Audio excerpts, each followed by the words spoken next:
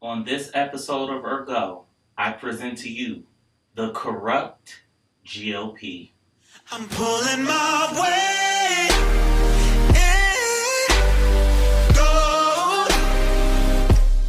I've been anxious, caught me broke, but I can't live this on my own.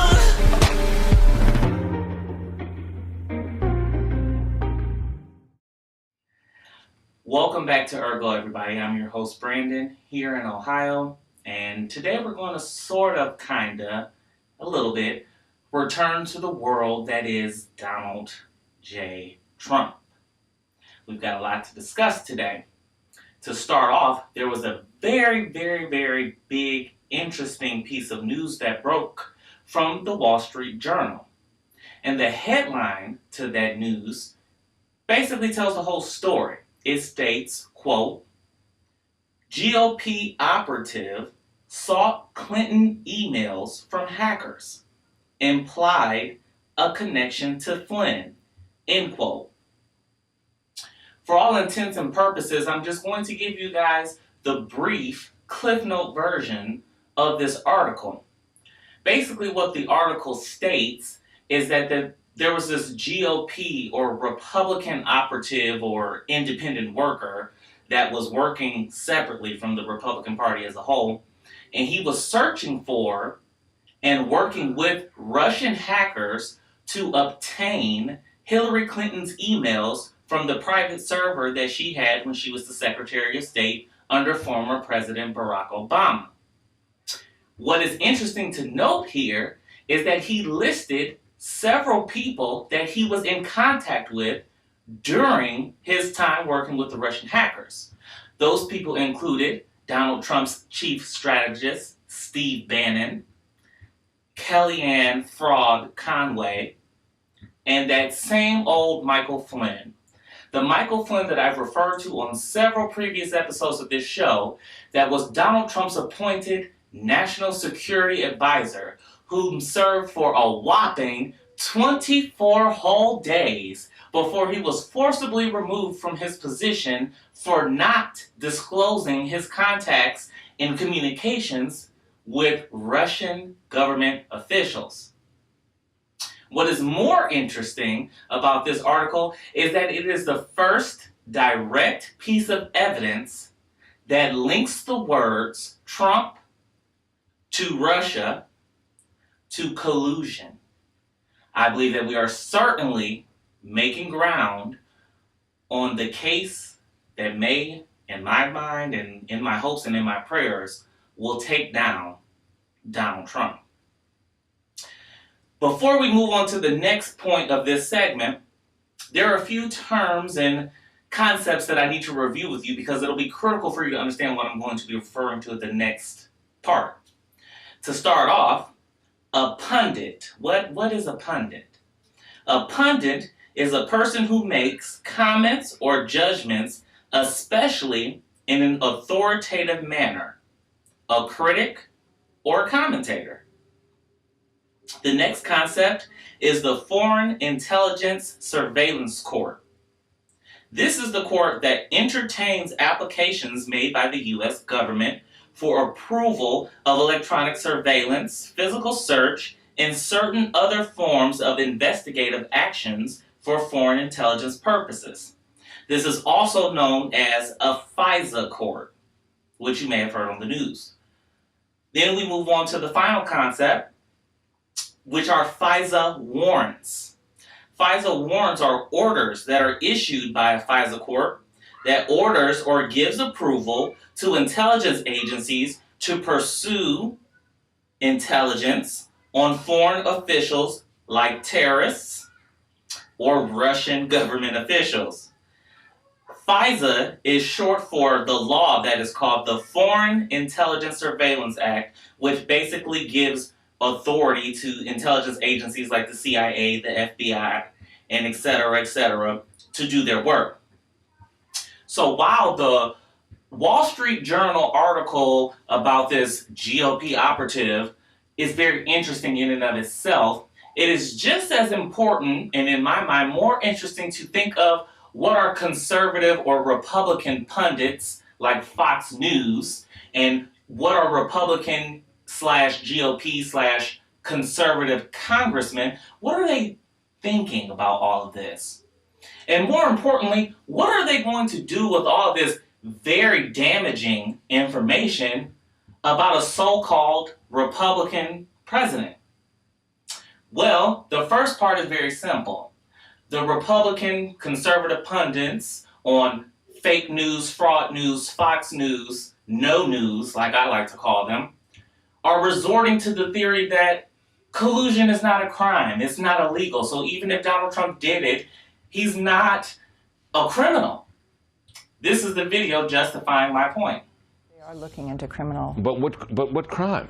Right. Can anybody identify the crime? Collusion, while it's obviously would be alarming and highly inappropriate for the Trump campaign, of which there's no evidence, by the way, of colluded with the Russians, it's not a crime. It isn't. The second point is, look at the order that Rod Rosenstein sent to the special counsel. It tells him to investigate a crime of collusion between the Trump campaign and the Russians. There is no crime of collusion in an election. There's no statute that says that's a crime. It's stupid, it's bad, it's wrong. Right. Maybe someday there should be a crime, but there's no crime. So very important. Going back to the original sin, what is the allegation here? The allegation that some people in the Trump campaign colluded with the Russians. I submit to you, and I just had a conversation with Judge Napolitano about this. I've been scratching my head about this for months. What is the crime? If the Russian KGB chief is talking to Paul Manafort, and the chief says, you know, I got this dirt here that says Hillary Clinton was this or that. But there's no evidence anyway. And Paul Manafort says, next Wednesday, I want you to release that. That'd be great for us. That's not, I don't know that that's a crime at all. What's the crime? But that's not the... Anyone with a shred of common sense should know that collusion is a crime that, in my opinion, and I'm sure in the opinion of many people that watch the show or listen to the show, that collusion is a crime that reaches the level of treason and should be punished or punishable to the highest level possible.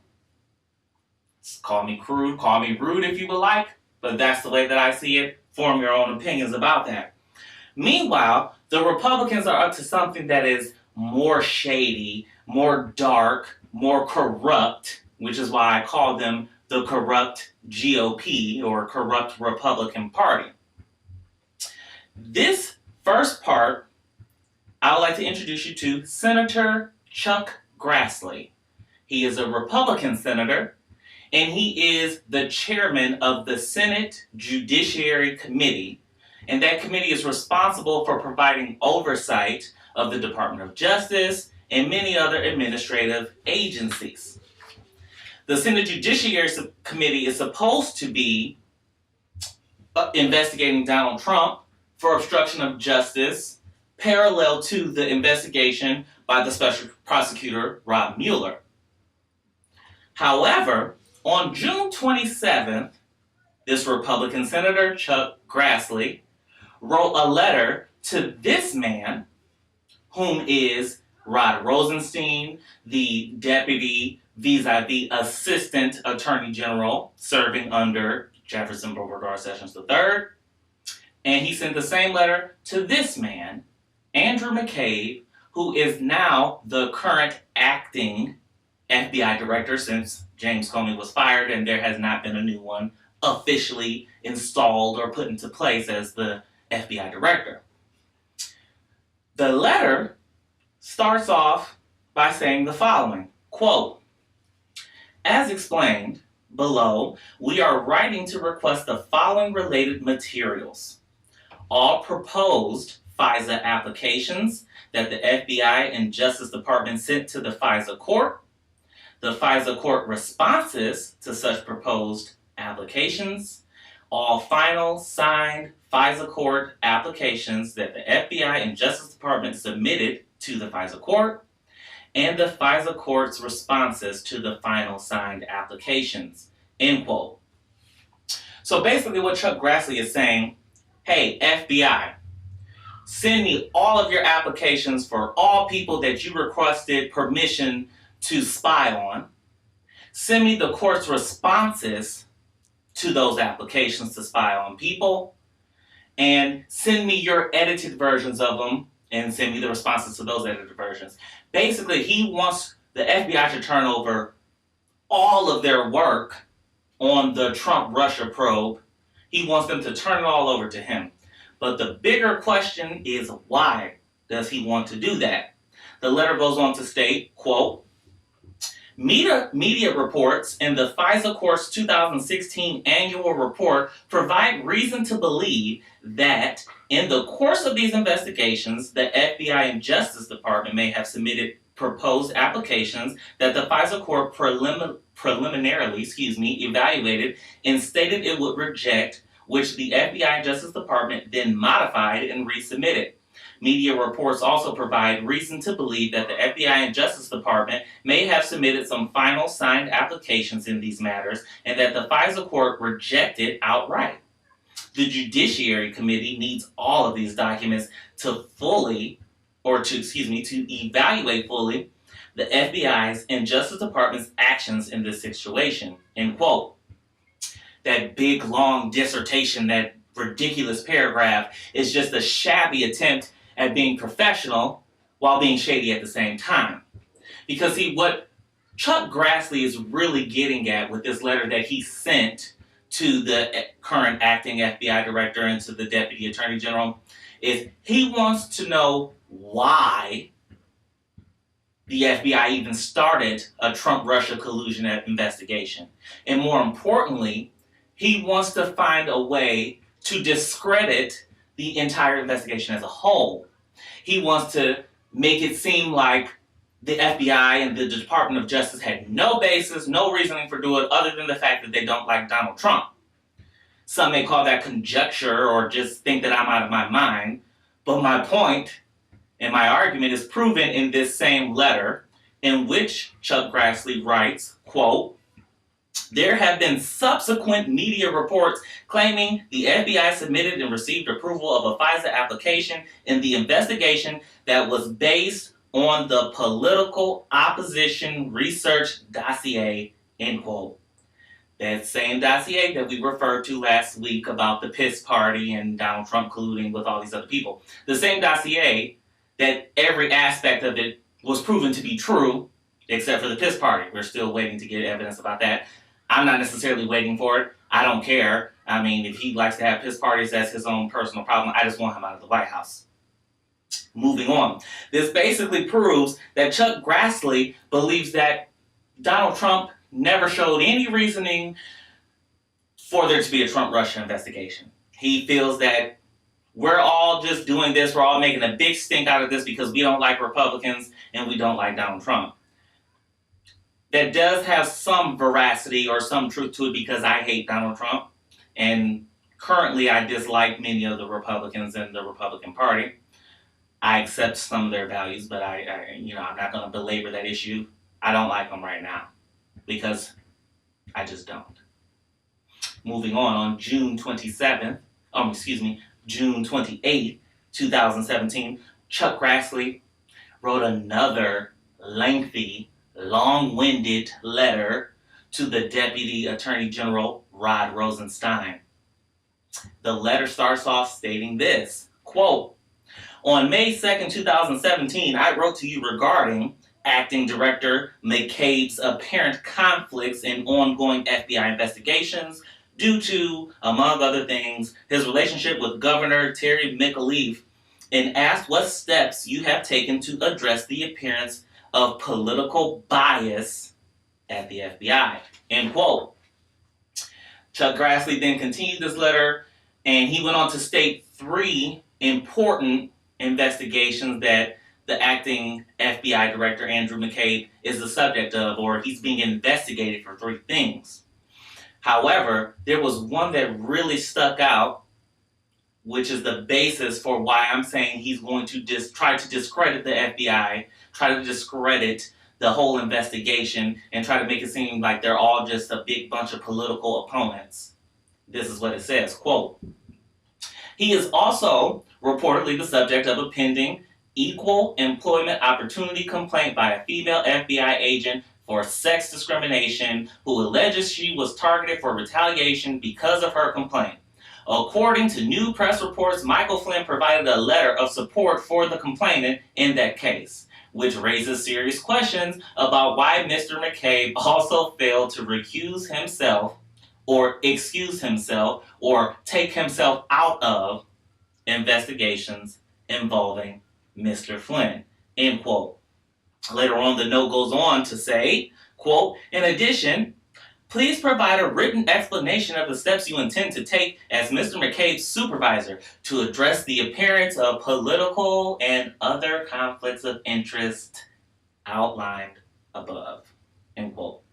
So not only is Chuck Grassley trying to discredit the entire Trump-Russia investigation instead of being patriotic and moving towards getting Russia back for attacking our investigations, he is now also attempting to discredit the acting FBI director, just as much as he tried to discredit James Comey, the former FBI director. The Republican Party is reaching, to use an old school socially acceptable term, they're reaching in space for something to discredit this, to something to make this go away. They're acting as if they know Donald Trump is guilty, which seemingly the rest of the world agrees that he's guilty of obstruction of justice at the very least. At the very least. Collusion, I believe it to be true, personally. However, the evidence has not been brought forth yet. Emphasis on that word. This is shameful, it's pathetic, it's disgusting, it's egregious, which is why I say I'm against the Republican Party at this time, because they've not always been this bad. Had this been a Democrat in office, had it been Barack Obama in office, they would have impeached him 2 minutes of being the president. But apparently Donald Trump has been there, 6 months now, which feels like 60 years. Anyways, in the next segment, I have a great interview with a Democratic city council candidate. His name is Sam Melden. He is a great friend of mine now, a new friend. Since I started this political journey, has a lot of great insight and a lot of great things to say. And that will be coming up after the break.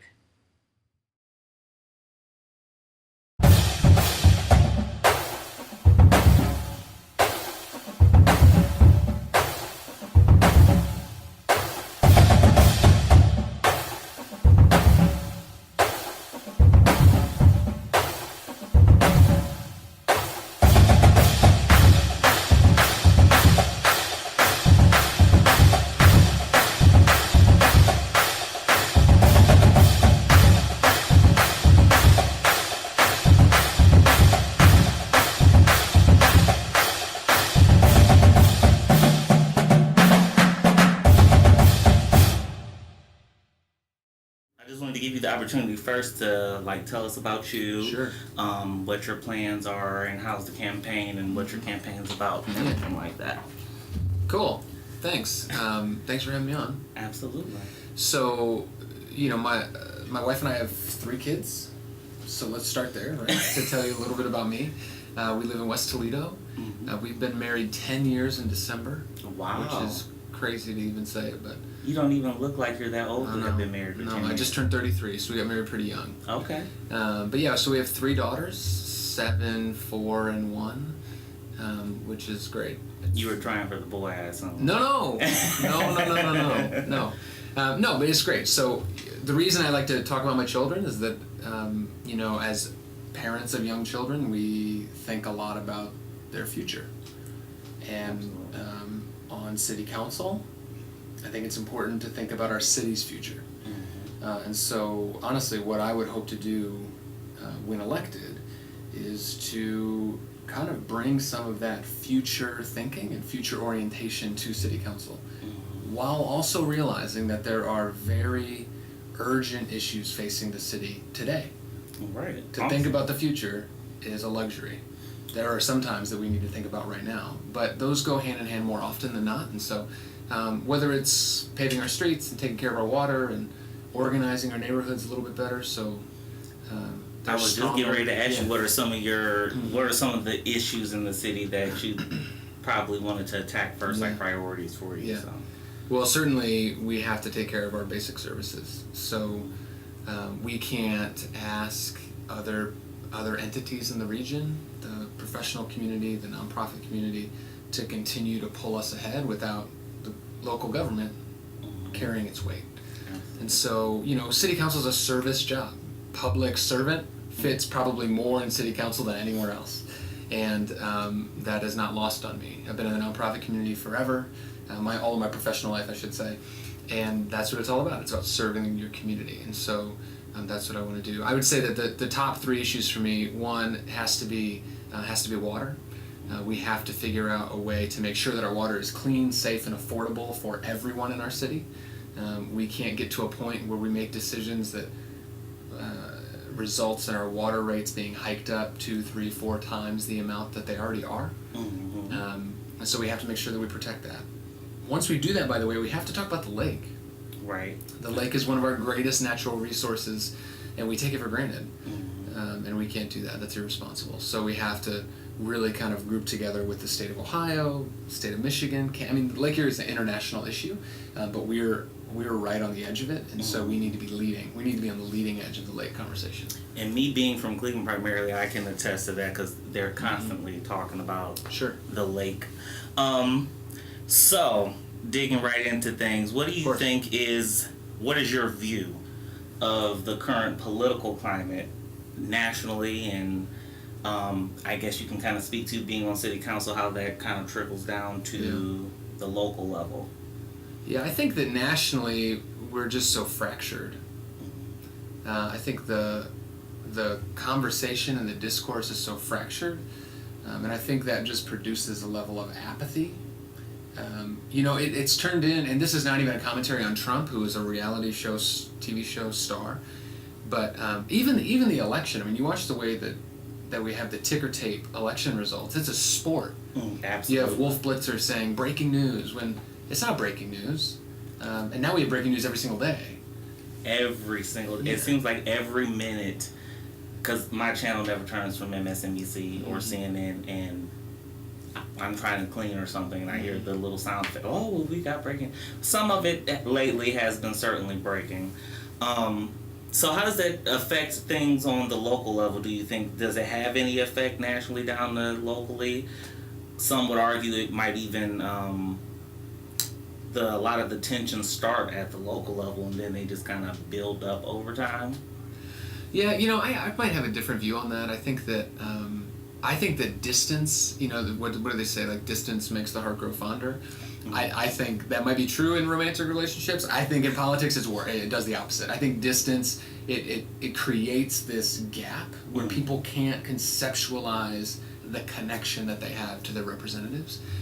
Where locally, I was just in a conversation this morning with someone who is a strong Republican business owner, and he sees progressive Democrat next to some of the stuff on my name, and he's my peer. He's about my age, and he says, I'm a little concerned about that, but we had a really dynamic conversation. And because at the local level, what we're talking about is, how does the city take care of its business? How do we do what we need to do to serve all of our residents? And when I talk to someone who might have a different political persuasion than myself, they agree that water needs to be safe, clean, affordable.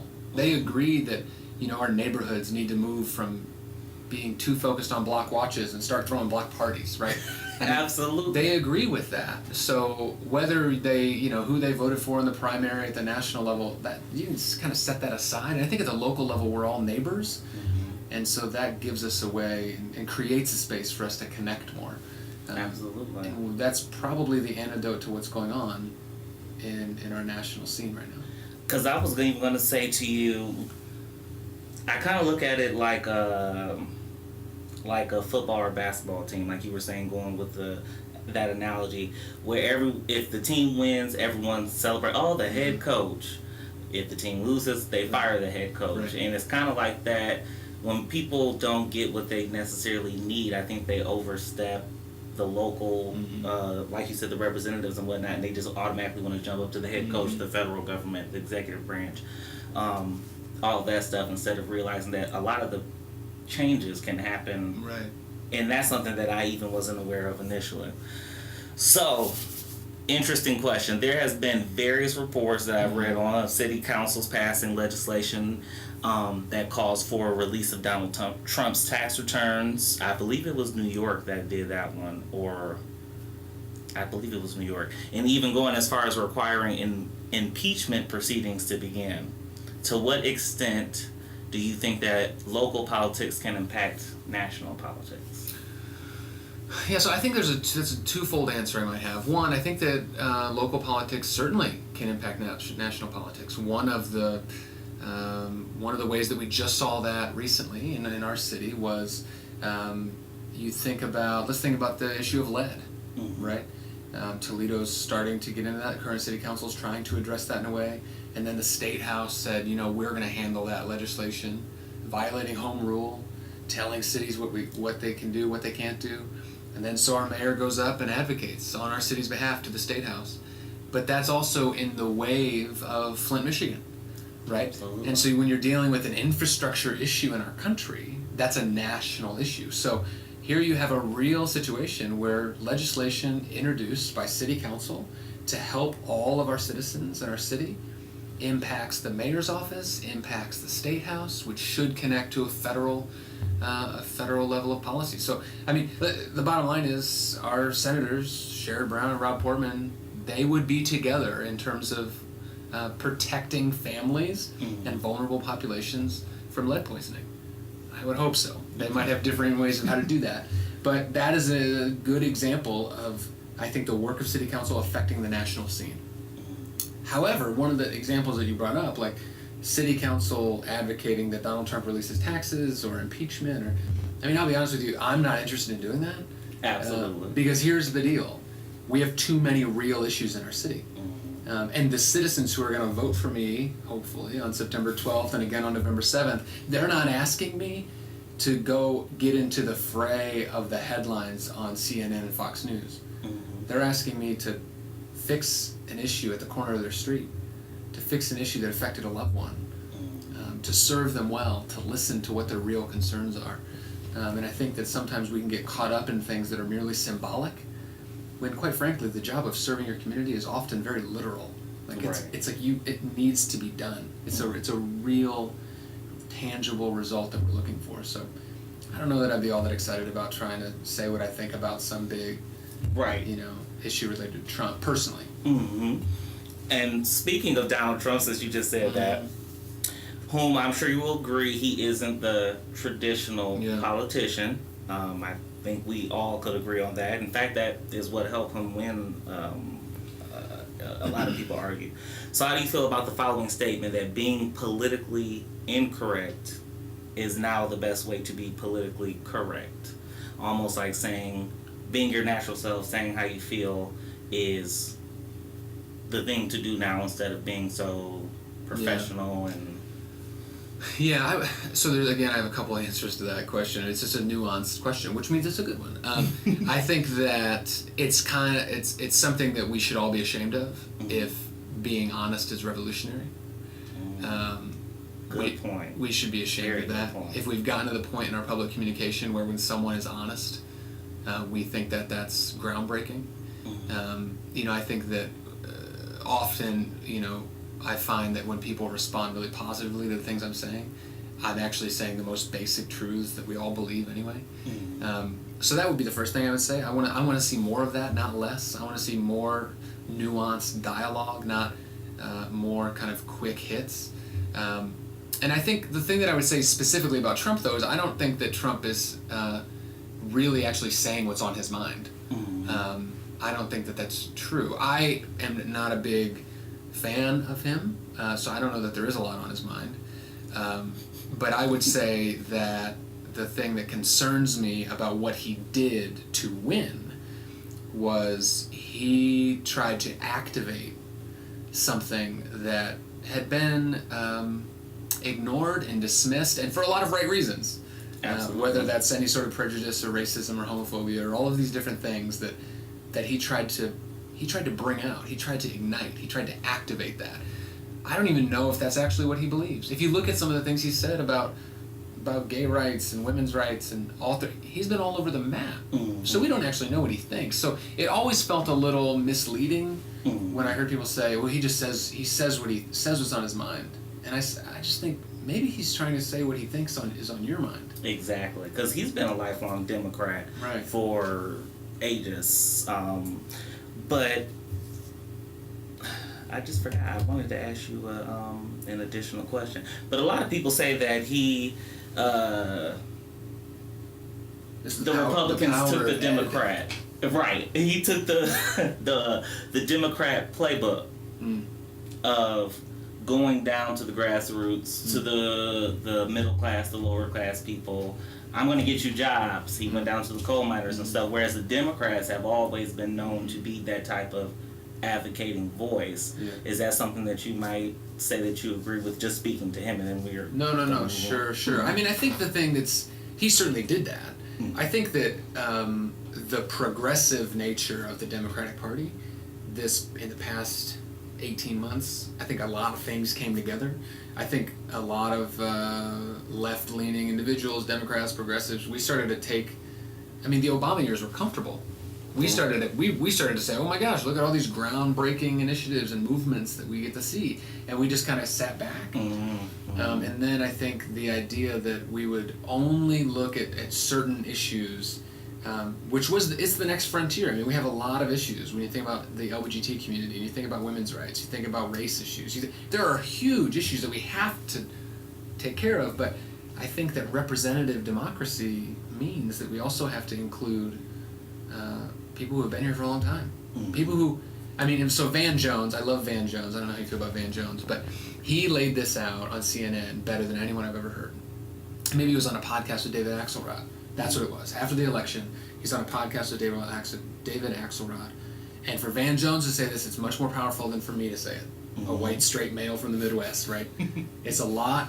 I can't say this, but what he said was that the Democratic Party didn't make space for the white working class. They didn't make space. And Trump just capitalized on it. There were a lot of other factors, but I think that that's one of the things that we watched happen. Overlooked. That's a very, very good overlooked point. So the reason why I started the show is to change the culture, change the conversation amongst millennials, my group of people, and minorities, because as a minority, I will say that they're not as engaged as they should be. So what are some things that you might do or can think of for your campaign, even to incorporate minorities, millennial groups, and all that stuff, or to, I don't know, reach out? I kind of feel like, speaking on behalf of millennials, that we feel kind of shunned, and you're arguably a millennial too, because I'm 29, you're 33. Right on the edge.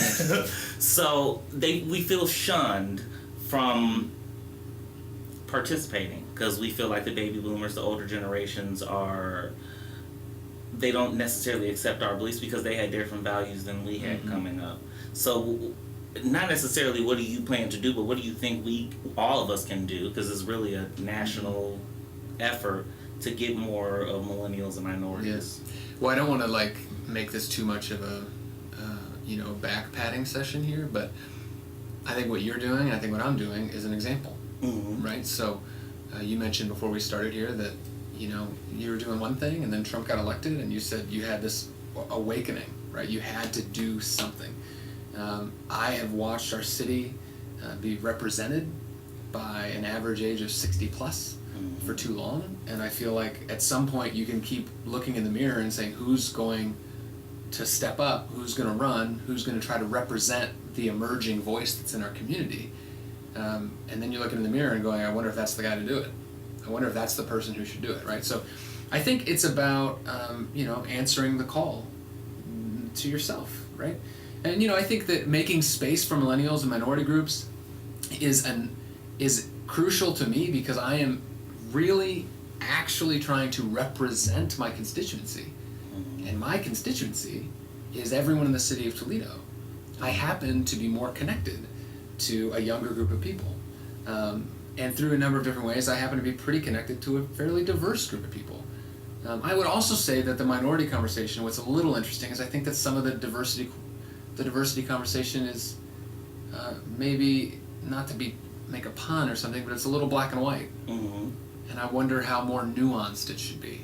I think Right. people are scared to talk about race. Yeah, oh my gosh. Especially nowadays, and that's unfortunate. And I would say on this show, I have no problem saying it, it's very important for me, and I try to say whenever I'm in conversations like this, where I have more than 35 seconds, right? Most media, this is why I commend what you're doing here, most media says, here's 30 seconds, tell me everything you believe about the world, and that's why we're reduced to talking points and just, you know.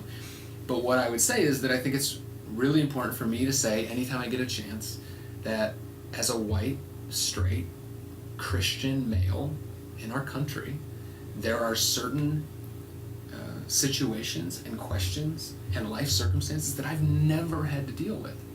So for me to speak into those spaces without listening, without trying to understand, without being in relationship with certain folks who come from those certain situations, it's actually irresponsible.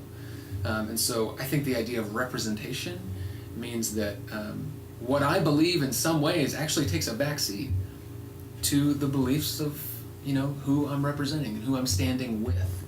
Right. So I think that's a big conversation, but I think that's one of the reasons I'm not afraid to talk about race. I feel like if the white guy in the room can't talk about race, then we have real issues. We need to. Absolutely. Well, that just goes to being a part of being service. After the break, I will come to conclude. Ergo wants to be the platform for you to express your political thoughts. Please feel free to join the discussion via phone, video, or in person. To set up an interview, contact The Ergo Show at Outlook.com. Donald Trump is under investigation for obstruction of justice and collusion with a foreign adversary, and he has made no progress since being in the White House. The corrupt Republican Party coddles him while defending his malfeasance by ignoring it or by saying they don't approve of it whenever they're in the public eye. It's very easy to throw a rock and hide your hand, but clearly Donald Trump nor the Republican Party are capable of doing either. They've thrown many rocks, but have justified it by blaming others, like Barack Obama, and relying on always having the Democrats and liberals as an enemy to attack. However, much like their dated and despondent values, their strategies of misinformation and blaming is thoroughly played out. This is evidenced by the slow tide of the impending blue Democratic wave that is known as the resistance. Gone are the days where gerrymandering, propaganda, and cute plays on big words that Donald Trump can't even spell would win you an election. I've said it before and I'll say it again. The Republican Party is an opposition party implicitly by design. They were never meant to lead and they were never meant to govern. They're meant to be the party that complains about other people's liberty and equality as they sit and wallow in the memories of yesteryear. Let us all continue to allow the corrupt Republicans to remain on the wrong side of history, that of which they have been on every day following their lead on the Declaration of Independence. And with that, I conclude this week's episode of Ergo, Before You, the People. I'm pulling my weight.